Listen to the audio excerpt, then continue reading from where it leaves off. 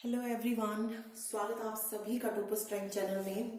इस वीडियो में हम पढ़ेंगे हिंदी साहित्य का लेक्चर नंबर 2, जिसमें हम पढ़ने वाले हैं आचार्य रामचंद्र शुक्ल के बारे में। आचार्य रामचंद्र शुक्ल के बारे में पढ़ेंगे और ये हरियाणा के हर एक एग्जाम के लिए इम्पोर्टेंट है, सिर्फ ग्राम सचिव ही नहीं, क्योंकि ग्राम सचिव के एग्जाम में आया था तो आगे जो पटवारी के एग्जाम होगा, पुलिस का एग्जाम होगा, उसमें भी लिटरेचर जो है पूछी जा सकती है। ओके, तो आज आचार्य रामचंद्र शुक्ल के बारे में पढ़ेंगे। यहां से आचार्य रामचंद्र शुक्ल के बारे में जो थे दो क्वेश्चन जो थे अलग अलग शिफ्टों में देखने को मिले थे, नहीं दोनों ही क्वेश्चन एक ही शिफ्ट में आए थे।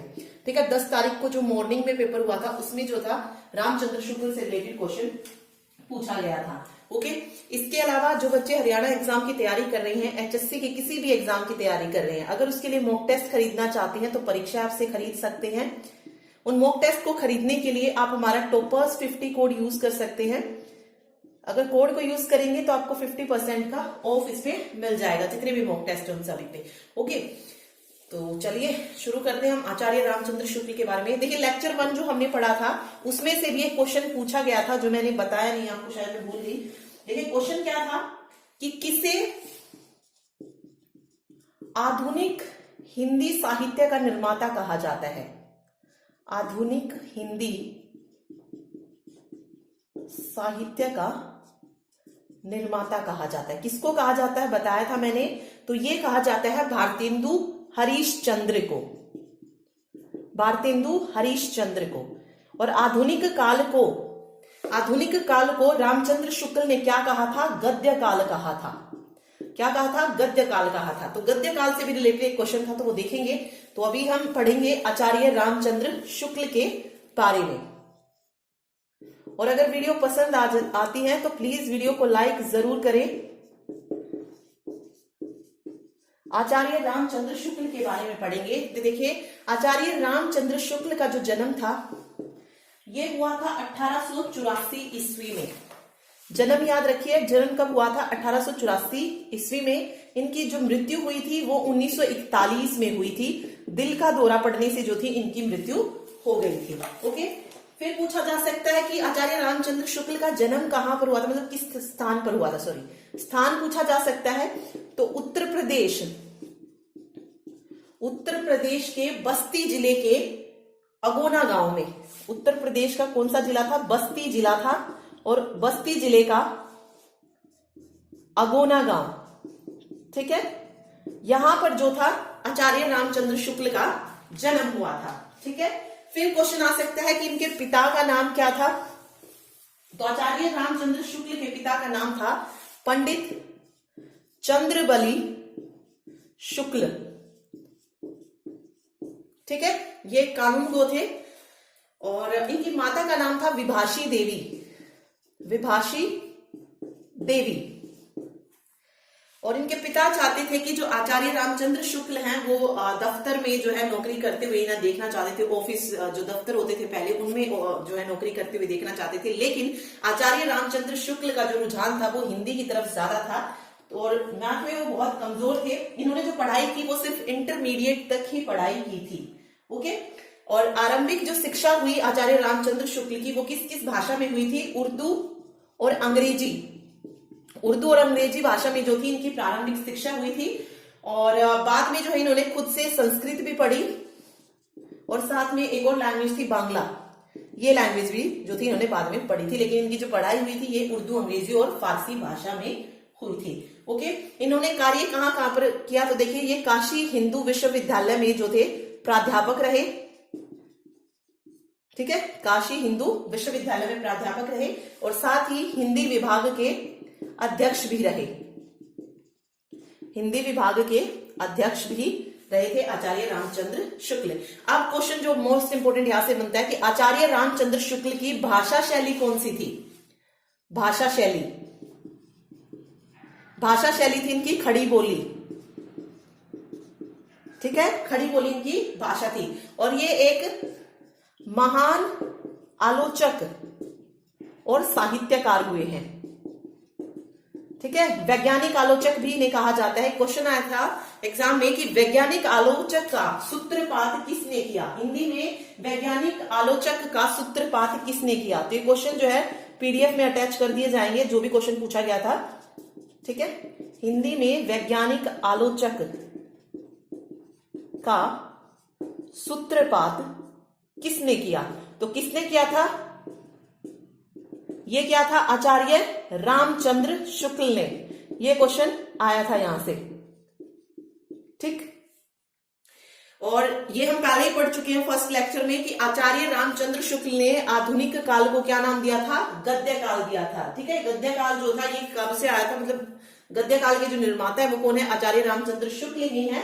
तो इन्होंने एक और चीज कही थी, इन्होंने कहा था कि निबंध जो है, निबंध वो क्या है, गद्य की कसौटी है। निबंध क्या है, गद्य की कसौटी है। तो यही क्वेश्चन था कि निबंध गद्य की कसौटी है, यह विचार किसका है, तो यह विचार भी रामचंद्र शुक्ल का है, आचार्य रामचंद्र शुक्ल का है। तो ये दो क्वेश्चन जो थे आचार्य रामचंद्र शुक्ल से पूछे गए थे। ओके, चलिए अब इसकी जो है कुछ रचनाएं भी देख लेते हैं, क्योंकि रचनाएं ही इंपॉर्टेंट है, वो पूछी जाएंगी। तो देखिए कौन कौन सी रचनाएं इनकी रही।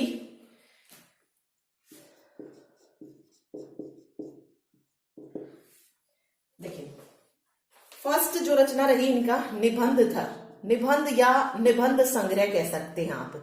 तो इसमें देखिए दो चीज आई आचार्य रामचंद्र शुक्ल की, एक थी चिंतामणि, इंपॉर्टेंट है ये भी, और दूसरी थी विचार विधि, विचार विधि ये इनके निबंध संग्रह है।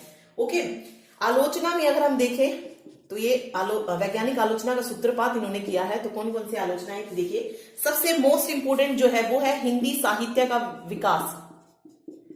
हिंदी साहित्य का विकास पूछा जा सकता है किसने लिखा है, तो आचार्य रामचंद्र शुक्ल ने लिखा है हिंदी साहित्य का विकास। ओके, उसके बाद एक और जो इंपोर्टेंट है वो है सूरदास, ये भी किसने लिखा, आचार्य रामचंद्र शुक्ल ने। और इसके अलावा एक और था रस मीमांसा। ये तीनों बहुत इंपॉर्टेंट है, हिंदी साहित्य का विकास, सूरदास, रस मीमांसा, आचार्य रामचंद्र शुक्ल की है ये। और इसमें ही आलोचना में ही एक त्रिवेणी भी है, इसके अलावा भ्रमर गीत भी है, भ्रमर गीत सार। तो देखिए तीन जो है ना स्टार्टिंग वाली ये बहुत इंपॉर्टेंट है, बाकी दोनों भी याद रखिए, त्रिवेणी और भ्रमर गीत सार, ये आचार्य रामचंद्र शुक्ल की ही आलोचना है। ओके, इन्होंने कहानी भी लिखी, दो कहानी जो मोस्ट इंपोर्टेंट है वो कौन कौन सी है, एक है 11 वर्ष का समय, 11 वर्ष का समय। ओके, और दूसरी कहानी जो है वो कौन सी है, वो है काव्यकृति अभिमन्यु वध, काव्यकृति अभिमन्यु वध। तो ये दोनों ही इंपॉर्टेंट है इनकी कहानियां। ओके, अब यहां से ये भी पूछा जा सकता है, जैसे उसमें पूछा गया था ना एक क्वेश्चन की इनमें से कौन सी जीवनी है। ओके, ये क्वेश्चन था शायद, तो ऐसे भी करके पूछा जा सकता है कि इनमें से आचार्य रामचंद्र शुक्ल की आलोचना कौन सी है, कहानी कौन सी है। तो ये इसीलिए मैंने जो आपको अलग अलग करके बताया है, तो ये ध्यान रखिएगा। ओके, इन्होंने जो है ये तो इसकी मेन रचनाएं होगी, निबंध, आलोचना और कहानी। इन्होंने क्या किया, जो अलग भाषाओं में जो ग्रंथ थे उनका भी जो है अनुवाद किया था।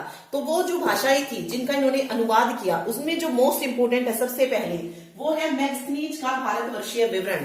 ठीक है, जो मैक्सनीज की बुक थी उसका हिंदी में अनुवाद किया था, जिसका नाम था मैक्सनीज का भारतवर्षीय विवरण।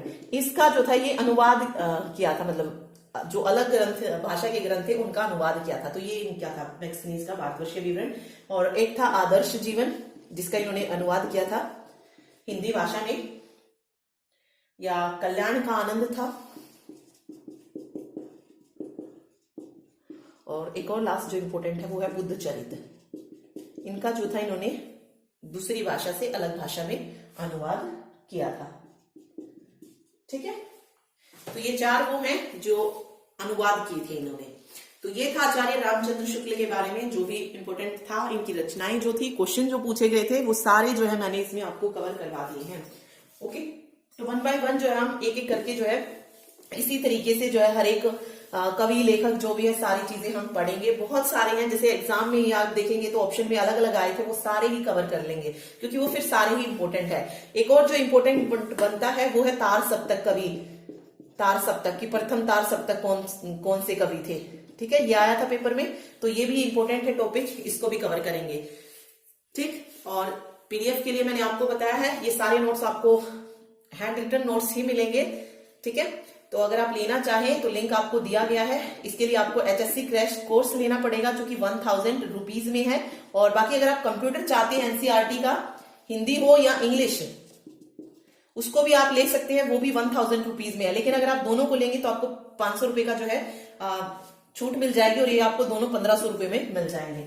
ओके, NCERT हिंदी और इंग्लिश में क्या है, मतलब हिंदी में भी है कंप्यूटर, इंग्लिश में भी, हिंदी में भी चल रहा है, इंग्लिश में हो चुका है, हिंदी में अभी आ रहा है। और साथ ही जो NCERT के हमने कंप्यूटर के 1000 प्लस MCQ किए थे वो भी आपको जो है इसमें साथ में ही मिलेंगे, ठीक है। और इसके साथ ही अगर वीडियो अच्छी लगे तो लाइक कर दीजिएगा, चैनल को सब्सक्राइब करें, शेयर भी जरूर करें अपने फ्रेंड्स के साथ। Thank you so much. Okay, इसके अलावा एक और चीज, ग्राम सचिव के लिए जो एक्ट बोले जा रहे हैं बार बार करवाने के लिए, तो थोड़ा सा टाइम दीजिए, 2 या 3 दिन, उसके बाद जो आपको पूरे कंप्लीट एक्ट जो है हिंदी में मिल जाएंगे। ओके, तो थोड़ा सा टाइम दीजिए। Thank you so much.